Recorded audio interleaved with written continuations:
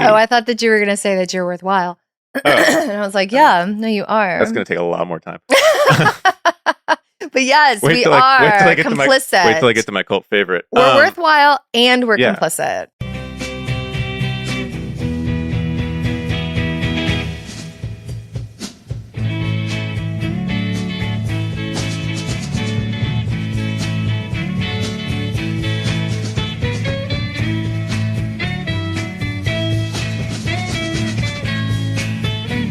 Welcome to Cult Favorite, the podcast that thinks you're worthwhile, and no one can ever keep that. I'm Mark Altman. I needed to hear that today. It's the truth, Ruth. You are worthwhile, and everything's going to be... Everything's going to be... I don't know that everything's going to be okay, but we're in it together. Yeah. That's what I've got for you. That's what I keep telling people. I'm like, all we got is each other. But we're enough. That's true. Okay. So we're two religious studies professors trying to understand all of these cult documentaries that you can't stop binge watching. And interesting choice today, Miranda. Look at how you're feeling so worthwhile that you're not even going to do your support bit. That's good. I feel like it's a step in the right direction. I think follow us on all the socials. Yes. If you're listening, you're even able to exist in the social media world. I feel like we need to give space for. I don't feel like we're a gateway to podcasting. Like I don't think we're anyone's first podcast, so they know what to do to support a podcast. That's correct. We're not going to insult their intelligence. No, that's correct. Like they don't know how to find us on all the socials at Cult Favorite Pod. That's it's true. Okay, so it is an interesting choice. Thank you very much. I chose the documentary this week, and it is Netflix's The Hatchet, Wielding Hitchhiker. The content warning is that we will have some discussion of sexual assault, including rape and child abuse. But here's the quick context, because there are some that we've dealt with that are not like about cults in traditional sense of the word. But I thought that this one needed a little prelude. Okay. A little disclaimer, because I think that in this case, the story is like an interesting inversion of like the cult leader follower dynamic, but with the same inattention to structural context. So in this case, we've got a charismatic figure who is called he's got so much charisma, and you can't help but love the guy who people literally follow online and like want to go find. Like they are seeking him out. Right. Yeah. They are seeking to serve him online, and he's not really interested in the fame and money. So in this case, his own mental health needs and problematic statements or behavior go kind of unaddressed so long as he conforms to the hero celebrity figure that people want him to be, first of all. Second of all, because he doesn't conform to that figure, people turn on him and revise their original response and say that, like, actually, no, he was nuts or evil all along. Right. So I think that there's just like this interesting, instead of the person who is charismatic and wants some kind of, he like has this nefarious end to begin with, and so abuses people's trust and gains a following by virtue of that charisma only to hurt people. Kai the Hitchhiker is an interesting kind of inversion of that dynamic where he is sought out and then, pilloried. Yeah. I like that we have a thesis statement. Yeah. Going into I feel like I feel like there's I think that's important. Do you know you've seen Life of Brian, right? That Monty Python movie? Have you seen that movie? I don't know that I've seen bits and pieces. I don't know that I've actually ever sat down and watched the whole thing. Oh, it's so terrific. All the way through. I probably caught it on Comedy Central. So it's a spoof of organized religion, but there's this really great moment where Brian, the like nominal messiah, says to this crowd of people who have like congregated around him, they're like, "You're the Messiah," and he's like, I'm really not the Messiah. Please leave me alone. Yeah. And then they're like, only the real Messiah would say that he's not the Messiah. Yeah. And then he's like, okay, well then I'm the Messiah. And they're like, you are! Like, I feel I kept thinking of that moment in Life and Brian. Life and Brian. I Yeah. feel like this is kind of a similar like dynamic. Anyway. Yeah. Okay. That makes sense. That movie holds a weird place because Holy Grail, Yes. youth group favorite. Oh, really? Yeah. But Sure. did not like, I mean, at least the one that I was in. But then Life of Brian did not make the cut. I mean, Not sure why. yeah, you are. Okay, so what did you know about Kai? So Yeah, Kai the Hitchhiker, Kai the is Hitchhiker. how people talk about him, If which you I had don't said love. But yeah, if you'd said, "Do you remember Kai the Hitchhiker?" I would have been like, "No." If you just said, "Do you remember the guy who looks like Zach De La Roca?" and said, "Smash, smash, smash," I would have been like, "Oh, that guy." Rage Against the Machine. Oh, okay, sure. Okay. Whispering into my microphone. Wait. Right. Okay. Yeah, so I remembered that. Okay. I think you Oh, I remember it so well. were a bit of a deeper had more interaction than I did with this. Like I remember the video now. I was like, yeah, that guy. But that's all I remembered. Okay. Yeah, I remember it really well, but the thing is, like, I remember the video, and I remember like little moments of it where the reporter is like, how old are you? And he's like, Yeah. I can't call it. Like there were like these little moments that really landed and stuck with me. But then I didn't follow what happened after the fact. I was never a really big like Jimmy Kimmel show watcher or fan. No. And that was a big, like part of his life on his height, his apex. Yes, that was the ostensible apex of his post-viral video. And I did not know really at all about what would then become a murder trial 3 months later. Yeah. So I remember very like viscerally the moment, like the interview and like when it blew up. Yeah. It was 2013, so like where were we 12 years ago? I don't know. It was just hanging February out. 2013. Yeah. I don't know. I mean, like I was on the job market trying to end up here. Cool. Yay. Yeah, because I got the offer like in March, like around this time. Really? That year. Uh-huh. Neat. So that's what I was doing. Killing time on the internet, not solid. You had other fish to fry. Yeah. My life I was probably trying to I was probably you know what? I actually this makes sense. I can remember because I was at my little tiny IKEA desk at the top of the stairs in our house in Atlanta where I was working my dissertation and probably clicking on this video to avoid doing that. Maybe. So. Okay. Here's a 5-minute synopsis. And we are, as ever, I'm going to try to keep it to 5 minutes. We'll see. All right. Okay. Here's what gets covered. Okay. This is the story of Kai Lawrence. His legal name is Caleb McGilvery. He's from Edmonton, Alberta. He says in that interview, though, that he's from like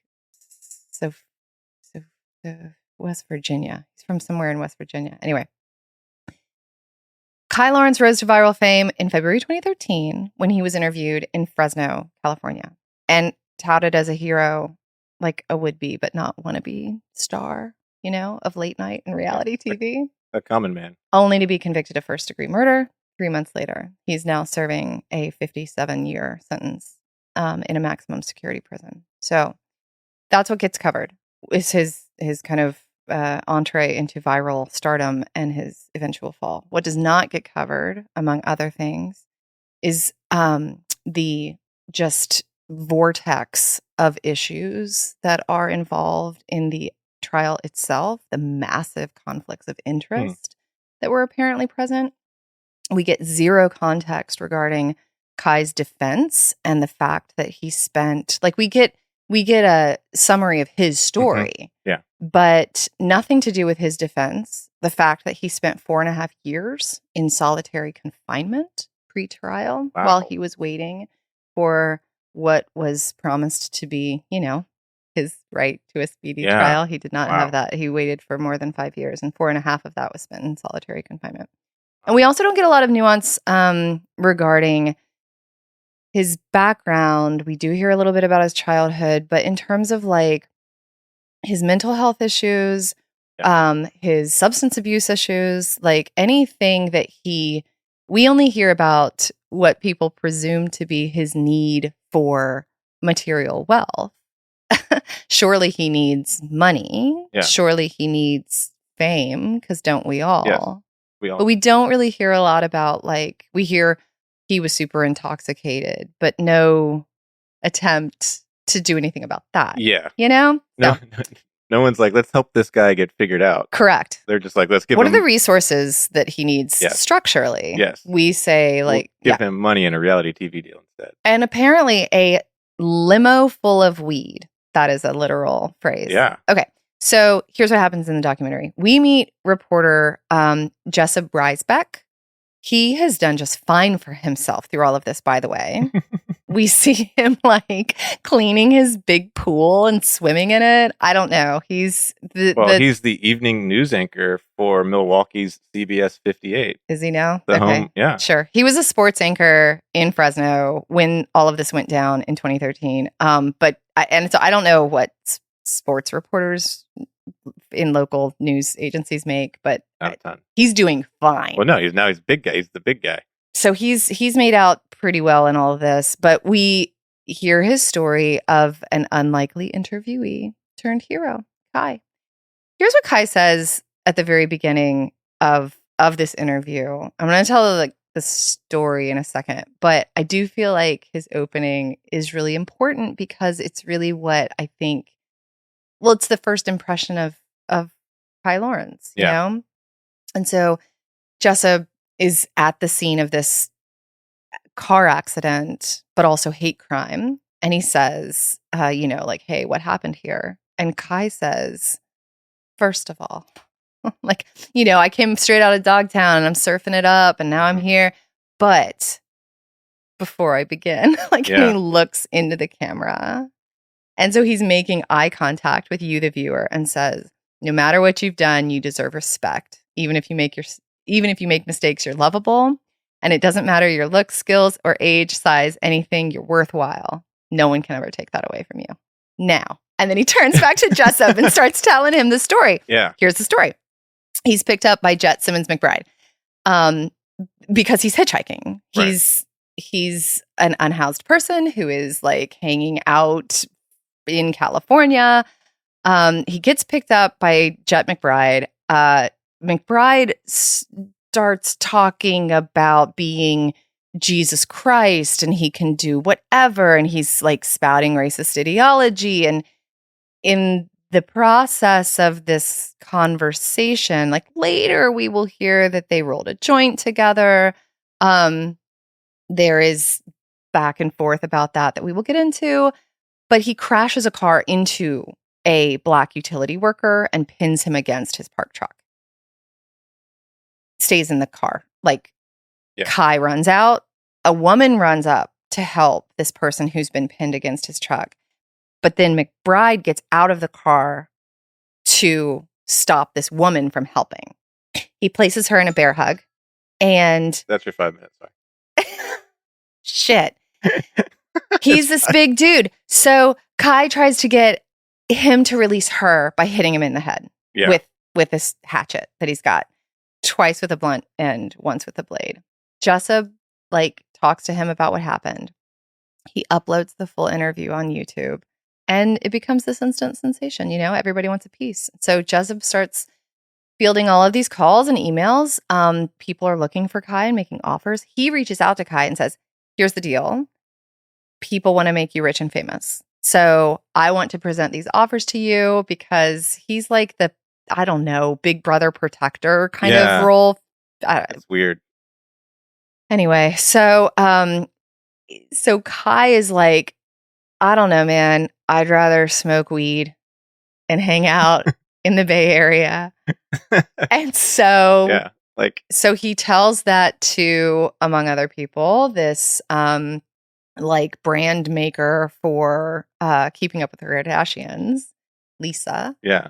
Lisa wants to says, produce a reality pilot with him. Correct. Lisa says, no, he has to want to be famous. Right. Everybody wants to be famous. Right. Tell him we will give him a limo full of weed. There we go. Jessup says, this is what will happen. And he's like, oh, okay, well then fine. His priorities are always spot on. I thought that was going to be our opener podcast. Oh, I see. A limo full of weed. Yeah. No, because it's irresponsible to offer that to anyone. Oh my God. Or the podcast that won't give you. Oh, there we are.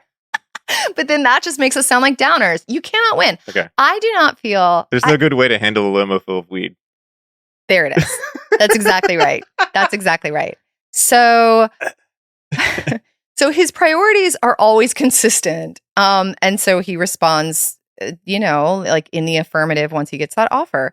That is when they could have left him alone, but no. So that's when we start getting some glimpses of like they find him, but he's intoxicated. He is giving his stuff to people who have it worse off than he does. He signs a contract with the Kardashian person in like hieroglyphics. Yeah. He pees on the Hollywood Walk of Fame. He's on a lot of stuff. The Jimmy Kimmel sign. Like he's acting erratically, and he is not behaving in the way that we would expect someone who's like super grateful to be given the chance of being rich and famous to respond. So Lisa says, like there's something kind of dangerous at this point. Anyway, he's on the Kimmel show. Cops pick him up to be a witness in the McBride attempted murder hate crime trial, or they serve him with a subpoena. So after the show, he goes up north. He's everywhere online. He's getting recognized. He's all over the internet, and he is a witness in this trial. Yeah. So he says at the trial, like, yeah, okay, I roll a joint with Jet McBride. People say later that it is laced. Tests would show, I feel it important to say, that there is no evidence of anything except marijuana. The lead singer of the Redcoats. I did not know that band. Me either. Not know that band, but but yeah, he's the one who says he told him it was laced. Correct. So that's the only. So we spend a lot of time hearing that story, but we don't have any follow up about what apparently the evidence does not actually show. So in May 2013, Kai posts about childhood trauma that he experienced. Jessup talks about the second interview that he had with him, where Kai, like, on camera but off interview, like talks about being raped, being locked in a cage as a kid. And we hear from Kai's first cousin and mother, and they complicate Kai's story a bit, but also in the process affirm the fact that he was locked in a room with dark blankets on the windows and kept from playing outside. And I mean, so it's literally and figuratively pretty dark. Yeah. He gets sent home to a home for troubled teens at one point because his mom can't deal with him anymore. His cousin will talk about like these kind of manic rages that he goes into because he can't tell whether he's being laughed at or laughed with. Like, so if you can't gauge that sort of social interaction and you have a violent response to it, there's something there that probably could be, I don't know, assisted with structural resources. But okay, so we're in 2013 now. He's posted this Mother's Day post about this, kind of messed up childhood. This is 3 months after the infamous Fresno interview. An attorney called Joseph Galfi is dead. He's killed by Kai. And Kai never makes any statement contradicting that. Right. But here's his story. Galfi picked him up. Kai spends the night with him. Like they drink some beers and whatever, and they hang out. But he says, like, I'm sleepy, I'm going to go to bed. But then he wakes up in the morning with some evidence of sexual assault. He leaves, Galfi, because he doesn't confront Galfi about it, just wants to get out. Galfi gives him a train ticket or a bus ticket. But his plans of where to stay that night fall through. He's in this like park that he hears is kind of dangerous. Galfi had told him, like, call me if you ever need a place to stay. So he calls him and goes back that night. This is a big part of like the prosecutorial and Right. police perspective of like, well, why would you go back if blah, blah, blah. But as we know, like there are lots of complexities that would inform that dynamic that make it not that cut and dry. Anyway, he calls Galfy. He goes back to the house. That night, Kai wakes up and sees Joe Galfy trying to pull down his pants. Mm-hmm. At that point, Kai hits him. He doesn't remember exactly how, but he responds violently Right. to defend himself and runs away. We see, so that's Kai's story. We see a police video that I find really, really troubling, where they, are talking to him. They get his nutshell statement. He asks for a lawyer. He's like, I guess I should talk to a lawyer. They're like, okay, cool. We'll let the record show, blah, blah, blah. We're going to take off. Do you have any questions for us? He starts asking questions. And then they're like, we can't talk to you. You asked for a lawyer. Bye. It's very frustrating. An autopsy and the medical examiner would show a pretty violent scene that like Joe had been stomped to death, perhaps, instead of just hit. So again, it's complicating Kai's story, perhaps contradicting his story. But this is when like the public is turning against him. Kai is waiting 5 years for a trial. It finally happens in 2019. He gets convicted. The text at the end of the documentary. So we hear like, well, here's the evidence that contradicts his story, but we don't really get any context about anything else. They don't do any new interview with Kai or anything like that. And he seems happy to talk.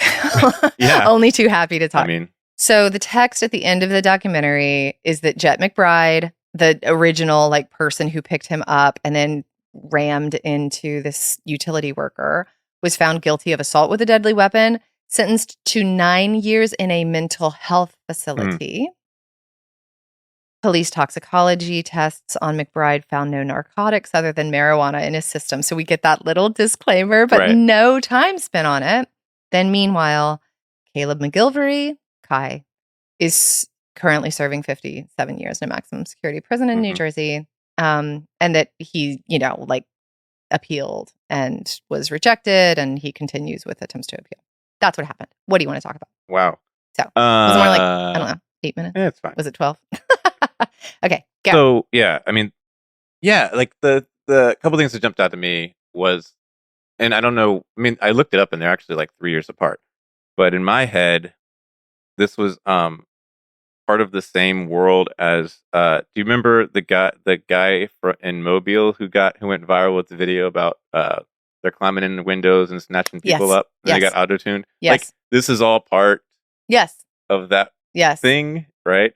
The memification of personal narrative. I mean, the Jessup auto-tune, guy calls him a walking meme, which, like, if you stop and think about that, is just kind of wild. Yeah. Because it's so there's a thing about this in terms of like 2010s internet culture, like the early 2010s internet culture, where there's a lot of, I mean, they talk about the double rainbow guy. Right. They talk about, there's what was the kid from the dentist or whatever. Like there was all of these early 2010s phenomena that pop up, and it got me thinking, this is the tweet from Pixelated Boat, and this is 2016, but the whole internet loves milkshake duck, a lovely duck that drinks milkshakes.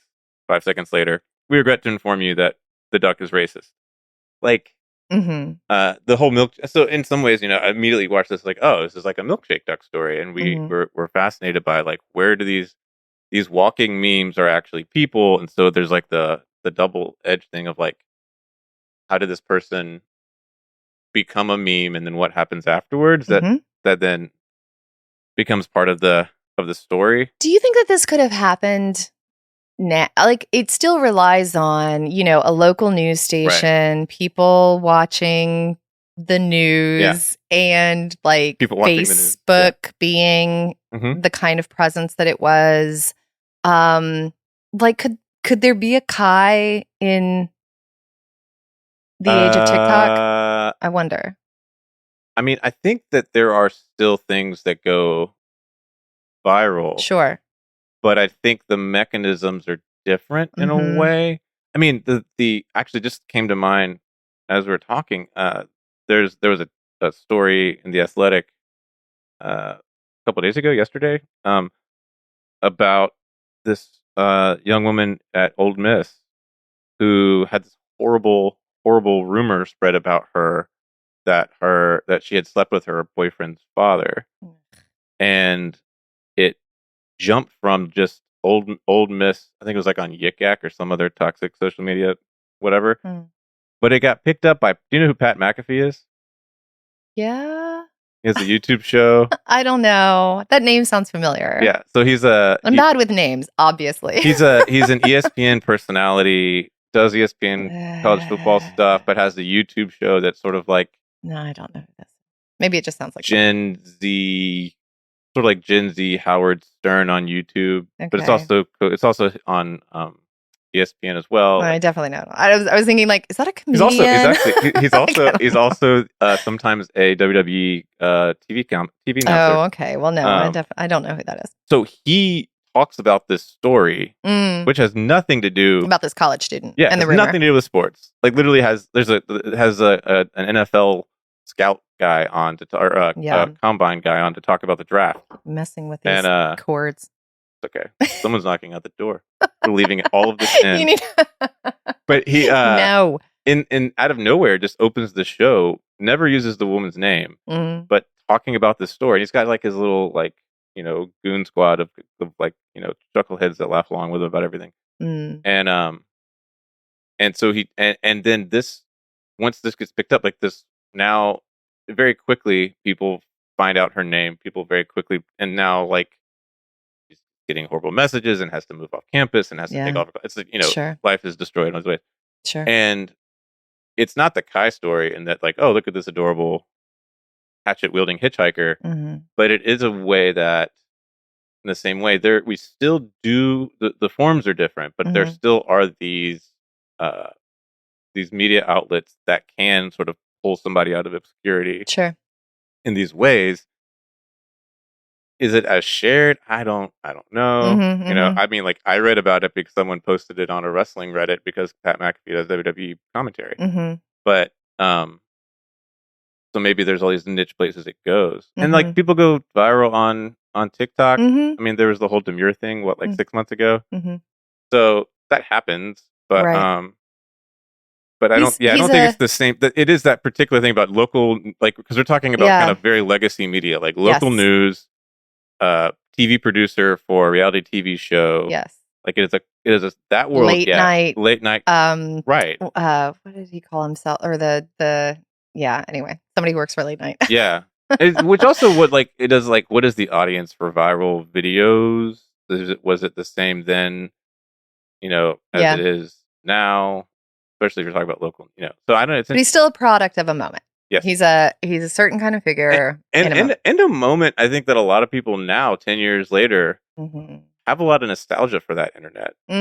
Right? Like I hear a lot of stuff, I don't know, about how the internet used to be fun and there used to be so much more stuff. Like it was, like, do you remember Vine?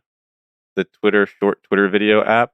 Amazing. No, this is an episode where we're just like coming up against all of my like technological limits, including my relationship with these cords. So thanks. Oh, there we go. See, a friend in need and a friend indeed. Okay. But no, I think there is a nostalgia for a pre Elon Musk Twitter and a pre like that era of the internet was just felt so much more like new and interesting, and anything could happen. And there was a specific kind of narrative arc. Like the guy who works for the Jimmy Kimmel show talks about how any good story has a villain and a hero and someone in distress, and like, I don't know, like the format also seemed to entertain that full storyline with these characters, but in the process we make them into really like just unidimensional and characters. And like related to this is like what do we mean when we say, well, but what like this talk of charisma. Mm-hmm. That was the other thing that I was curious about. Like, yes, he was so charismatic. Like, Yep. what? Just full of charisma. What does that mean? Right? Like, it seems to mean, and this is part of why I mean, you know, as ever, I'm always interested in like case studies for something that could live in the zip code of a cult documentary Right. that isn't really about a religious group. Mhm. And part of, and I also am forever uninterested in the question of like, is it really this or is it really that? Because there is definitely a tendency when people are telling this story, certainly in the documentary, and then on the other side of the coin, which we will get to in a minute, of like people saying, you know, he was a dangerous sociopath, or Mhm. he is a person who has been done wrong, and here's the real story, kind Right. of thing. I'm not really interested in that. But I do think that the idea of charisma that creates some kind of through line through these different data sets is like, it is some, I think that charisma is about the reaction people have to a person Mhm. rather than some characteristic dwelling within the person. Right. It seems like Yeah. charisma is everything to do with the impulse that people feel to follow you Mhm. or to like stack you up Right. as a celebrity or as a leader of any kind. Yeah. And that could be religious or, you know, Yeah. celebrity, Yeah. whatever. Yeah. I mean, That's what charisma seems to me. yeah. Yeah, I mean, I think you're right about it being the way people react to the supposedly charismatic person. But that doesn't explain, like, I can see why when you see the initial video, the initial interview, there's a way I think there's a way that might strike a chord that feels charismatic. Mm-hmm. But if you compare like Kai to like various charismatic cult leaders, Mm-hmm. look, there's always this moment in the cult docs where they're like, well, you just talk to him and you just feel like he totally knew you, and you could get you to do whatever you right. Like there's this thing where Yeah. where the charismatic person is almost a cipher for the desires of the other person, right? 1,000%. Right. And I think we see that in his opening message, like Mm-hmm. of all that. But it doesn't. You see how it falls apart during the other times people like very early on in the doc. It's like, well, but then he did this or Mm-hmm. he said this, So, right? And so there's a way that like the charisma only exists insofar as the audience is mediated in some way from Kai or whomever, whereas the other charismatic figures mm-hmm. actually want to actually the charisma works. It's almost a skill set that Kai Yeah. didn't have. Okay, so to be able yes. to be that cipher in the room in front of someone, Yes. right, in a particular Yes. way. I think that we want that we love an outsider and an underdog, and we want our outsiders to be like, goofy loners who Mhm. buck conventions, so long as they perform a script of outsiderness Uh-huh. appropriately. Yeah. Like, Yeah, yeah, I yeah. think that there is a proper way to follow that script. And I think that the religious leaders that you're talking about are performing that in a way that follows through Yeah. on like, I am, but they also were out to spread a message and Mhm. gain people's allegiance, in good faith or bad faith or whatever. But like, regardless of whether you think they're evil or just Yeah. deluded themselves or just a I don't know. Like, this is not that. This is like if Bartleby the Scrivener, did you have to read that in school? Like the Probably. Herman Melville Yeah.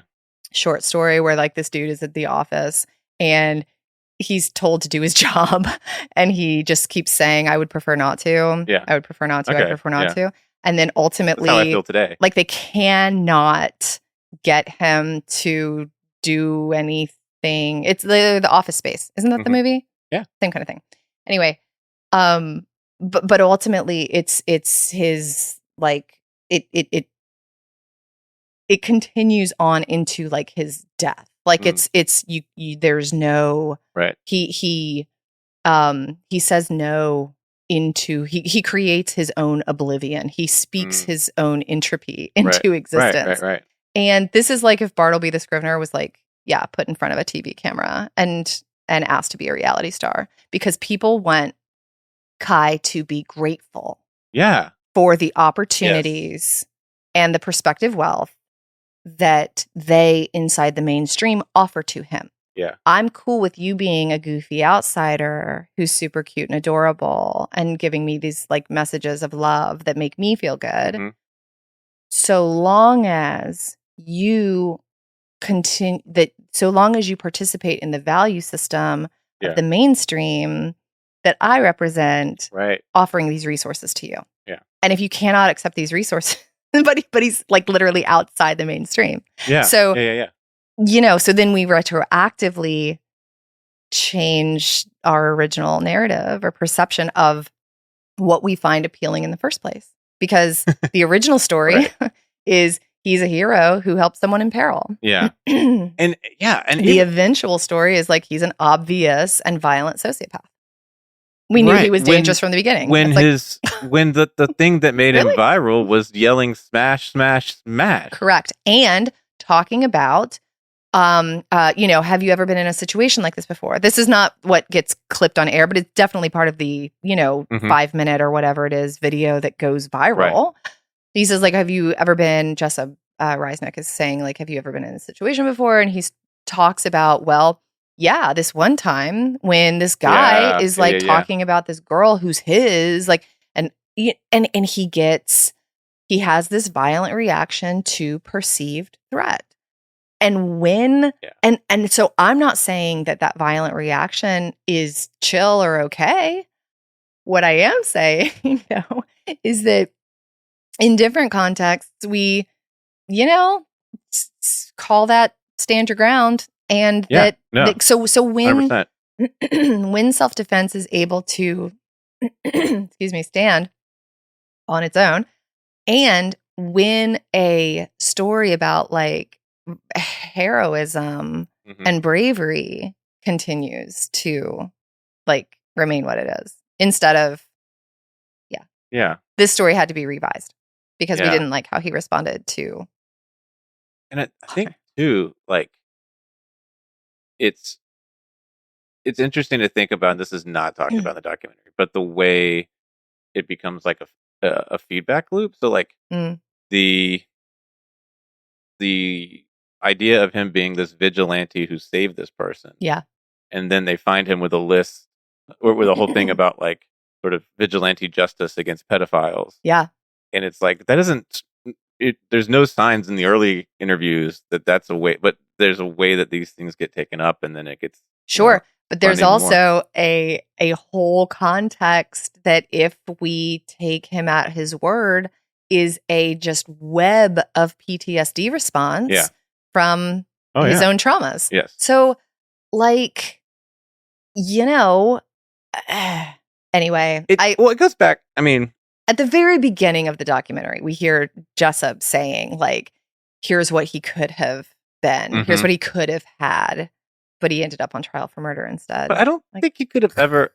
I don't think I think that's what's tricky is there's this idea that like it's like the very thing that made him go viral is also the very thing that is inseparable from the things that made him kill at least one person. Sure. Depending on the stories, right? Sure. And you don't get to separate those out. Like you don't get to say like, well, if he could have taken advantage of his fame and signed a reality TV contract, then this whole thing would have been a work, and he wouldn't really be the genuine person who yells "smash, smash, smash" and carries a hatchet, or like, you know what I'm saying? 1,000%. It's so like we want.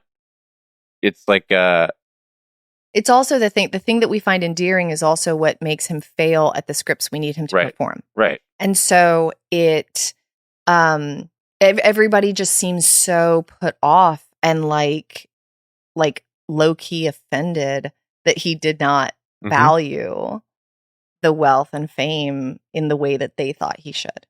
Like, and it was all they wanted him to be grateful instead of yeah. peeing on a Well, and they all wanted him. Well, walk of fame. but see, I actually don't think they wanted him to be grateful, because it wasn't that because that makes it seem like it was some sort of like moral, just like it was some sort of moral or immoral or impolite reaction. Mm. It was that they wanted him to want it so that they could glom onto it, Mm-hmm, right? mm-hmm, Like the only mm-hmm. reason that they Sure. want him to want it is so that they can get him to, Mm-hmm. well, I do think a reality show that'll make her money as a producer. I think it's either. I think it's okay, so it's the Life of Brian moment where if he were just like if he remained just, oh my God, I cannot believe this is like Little Orphan Annie to the magnanimous like benevolence of the reality world's Daddy Warbucks, then we would love that. Yeah. And so like, no, I'm not the Messiah. Only the true Messiah would say that. But then if he also was like, if he stepped into it and was like, yes, I am your reality star, then that would be fine too. Then he's the Messiah too. Yeah. You know what I mean? Like, I think it works either way. Well, and he didn't do either of those things. Right. Because, but also because he didn't have, not only did not have the interest, but it wasn't like he wasn't playing the game at all. And that just made him, it like eventually just made him disposable, which is what I think is interesting about how much like that the reporter still gets a call from him in the middle of the interview. Dude, and the reporter clearly still gets paid for the interviews that he's willing to give. Oh, he's had like old Jessup had quite the glow up. He's had a glow up, but like it's just regardless of like, I'm not even super. I am interested in Kai's humanity as a person who shares oxygen on Earth, like for sure. But I don't. It's not. I don't have any insight in the way that like I think people try to have about like, no, this is the real story and this is the real Kai. Like I don't know. That's none of my business. What I do think is our business that and thus worth talking about is like charisma. Something we call charisma tells us about ourselves. And so what is it about ourselves, our, again, as ever, consumption habits, our needs, our wants that create a Kai. So I do feel like it's important to, because I said that we only hear about the, from the prosecutorial space about Kai's murder trial. I have gone down quite a rabbit hole, Mike. Ooh. This is your version of me diving into One Taste. This is yes, it is. And I don't go back and listen to the One Taste episode where I got dive deep into the federal investigators. It's not a I didn't really love the rabbit hole, I have to be honest. I found it really exhausting. Because it doesn't matter why. But I do feel like it's important to at least present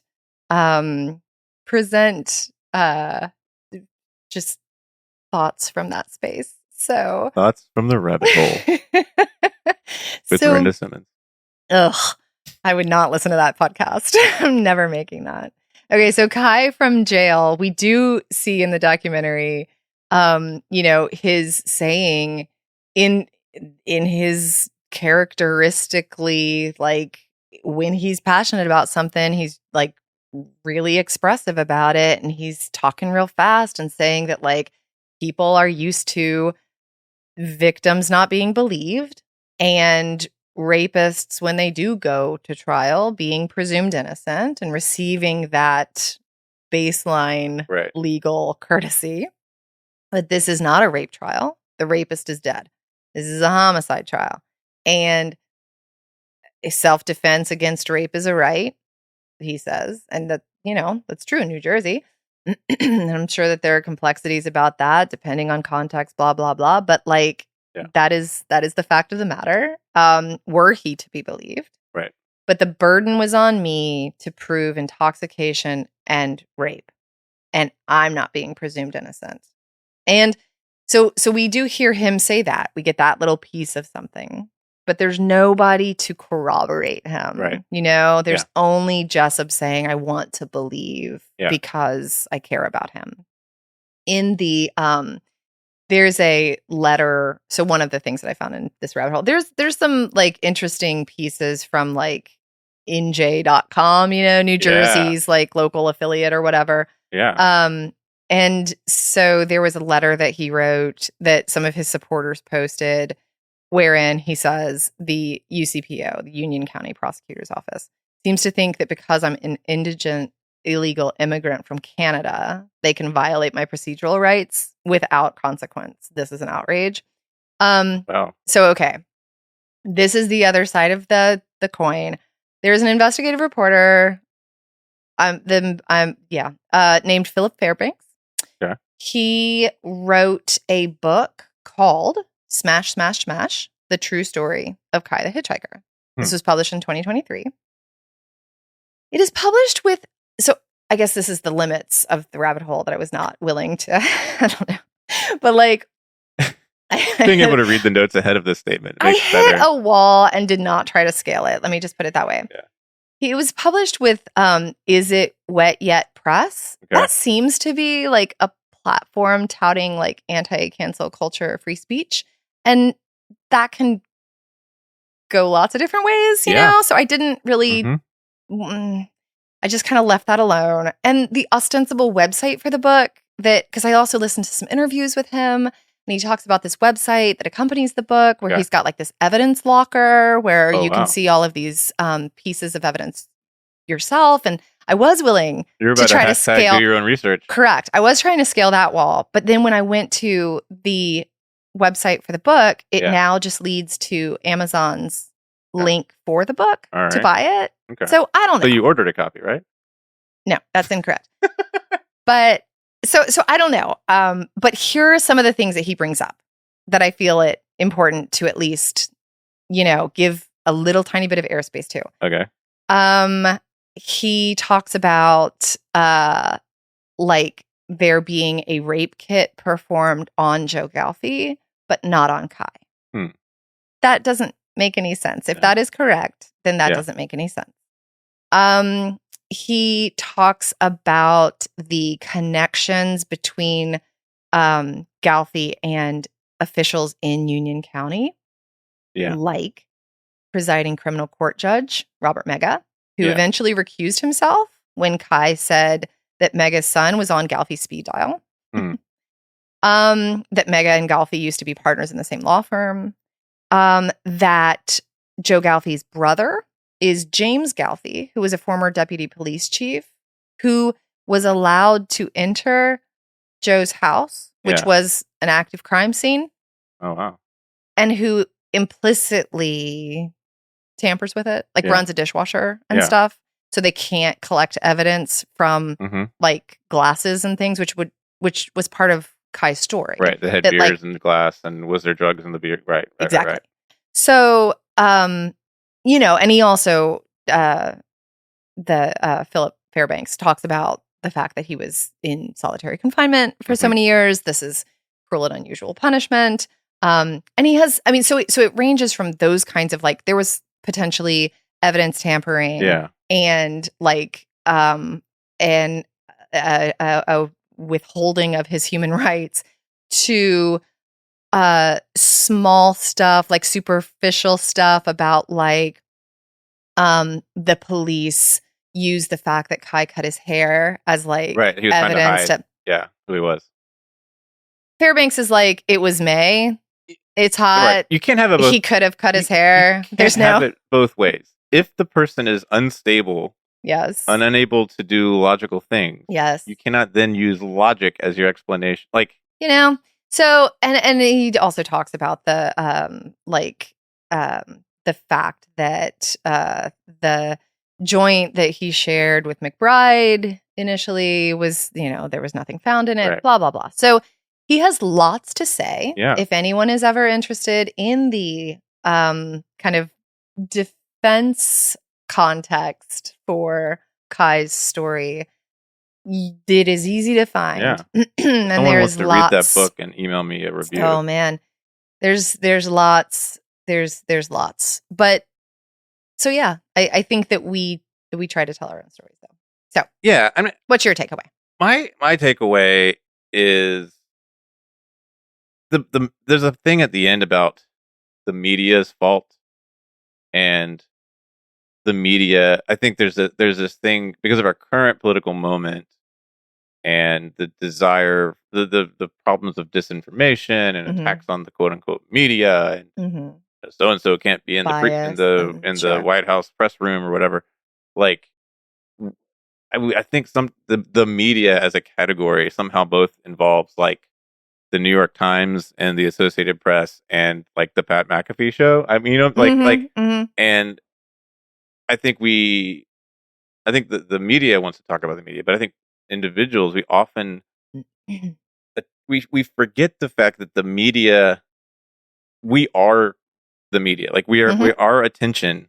Yes. Our eyeballs, literally our clicks, are the things that keep the media going. And so like so much of our attention, and that keeps a story in the media or makes it drop. Yeah. Like literally it's all about our own attention. And so the moments, it makes me think twice about when I see some viral video or whatever, okay, well, what signal am I giving the media by spending my time on this, right?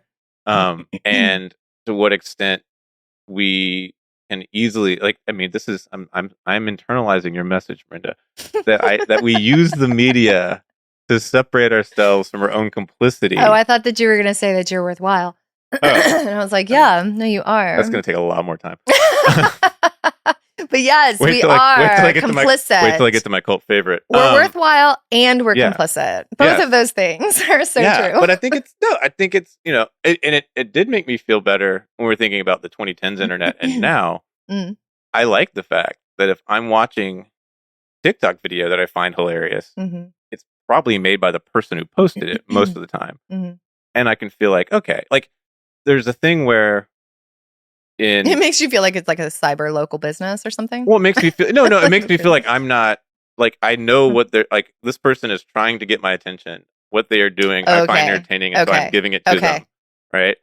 As opposed to feels more straightforward, right? And there's a way that like the reality TV producer, and there's that phrase that comes up every time something horrible happens in reality TV of like, well, they knew what they signed up for. It's like very clear that Kai had no idea what he signed up for. Absolutely. And insofar as well, he thought he was signing up for a limo full of weed. Like literally, that's all he thought he was signing up for. Yeah. I also think they gave him that skateboard because it was brand new on the underside. But yeah, and so at least I feel like there's at the level of a consumer, this was a kind of opening up to think about like that legacy media does depend on finding quote unquote genuine people, which have to be genuine enough to be genuine, right? But not so genuine that they don't understand the rules of the game, right? We want you unpolished but following protocol, right? Like somehow, but then once you learn the rules of the game, then we get to the follow-up story about how you're actually a big phony, right? It's like the guy in the sweater who asked the question of the debate, and everybody's like, "Yeah, that guy is great," and it's like, "Oh, wait, actually, he's deeply problematic." Like we want the both sides of the moment because both of them get attention. But it helped me think about, okay, what am I like? Where am I placing that attention? Because it's literally monetized. Yeah, my takeaway is connected to that for sure. Like, I think so much would be so different if we listened to what people say about themselves and just take it at face value. Like, if we did, we'd probably have taken more seriously Kai's like immediate admissions of his own violence. and his allegations of others' violence. Like we would simultaneously not Right. kind of romanticize him as this innocent do-gooder hero.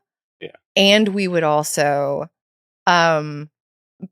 potentially have more to say about like what other people might have done. We have also heard him say like, rather not. Rather just go like smoke weed in the Bay Area and like left that alone. We would have done that if we like listened and just, okay, face value, man, whatever.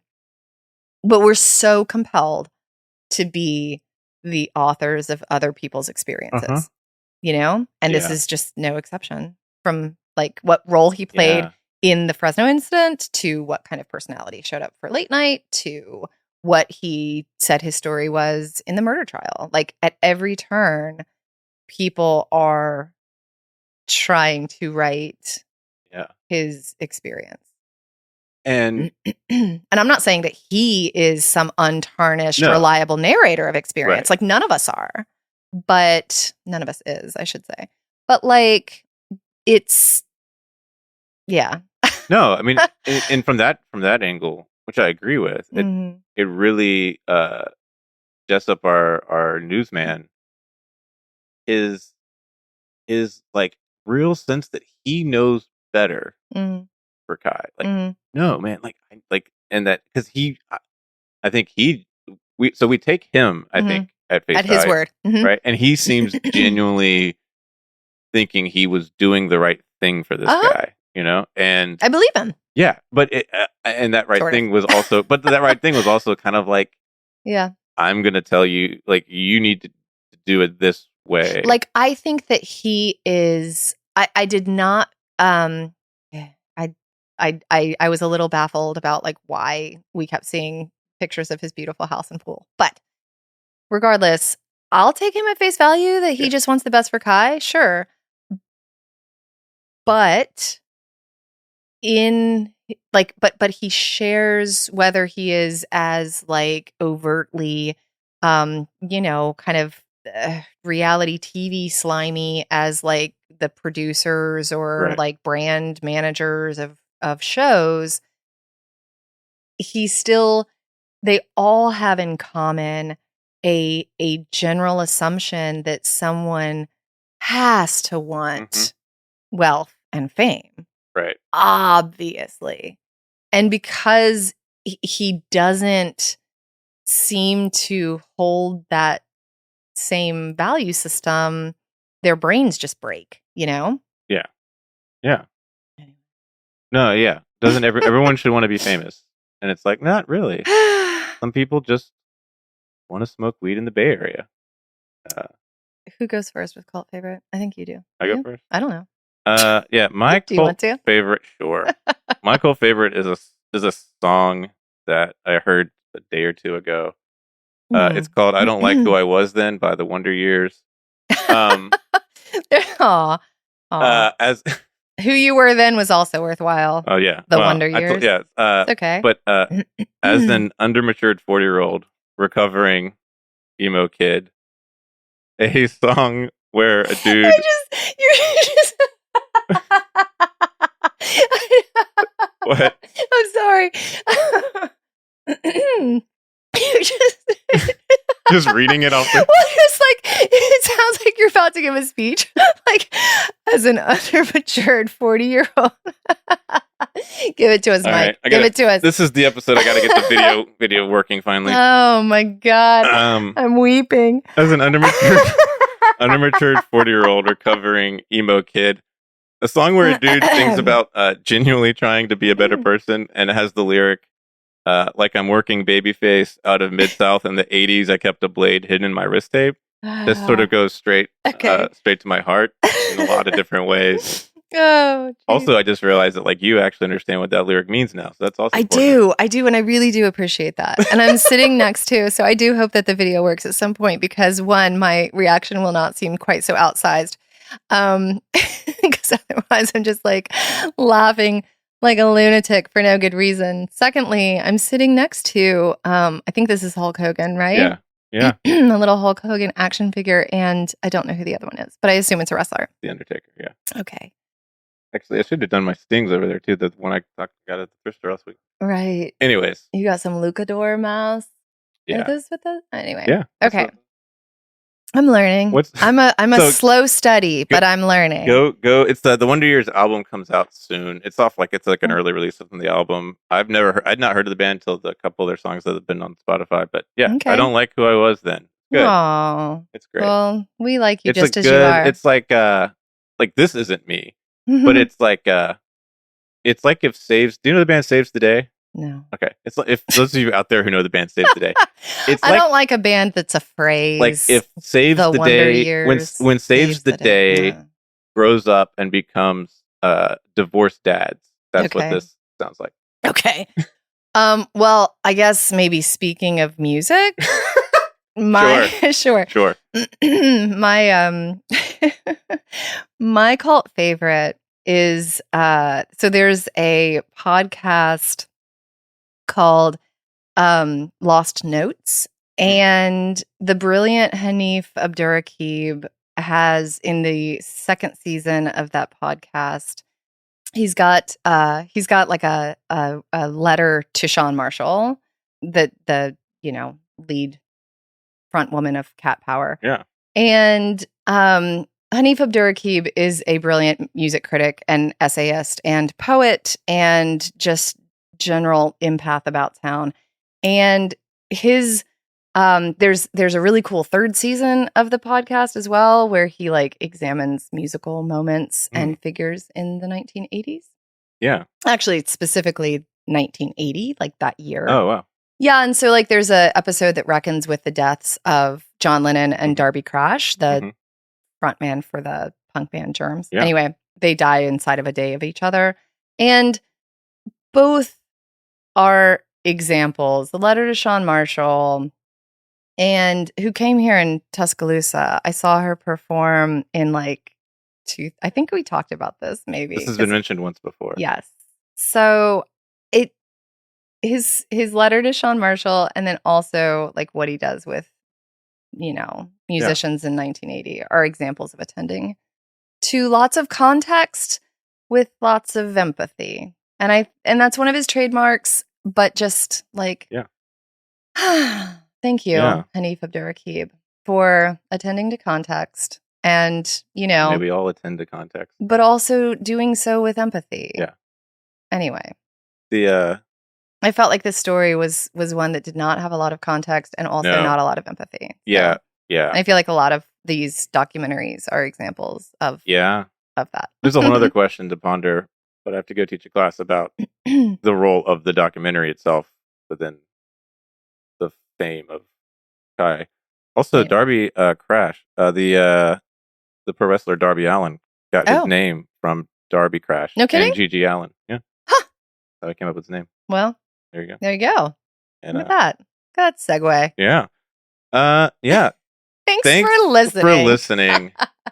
To me laughing and coughing Our audience throughout. at home will not realize what a struggle this episode was to put together from the very beginning. But it was a joy. Truth. It was a worth challenge and a joy. It's always worth it. We couldn't get the microphones figured out. Yeah. Yeah. It was worth it, though. It was good. So we will be back in 2 weeks. That's right.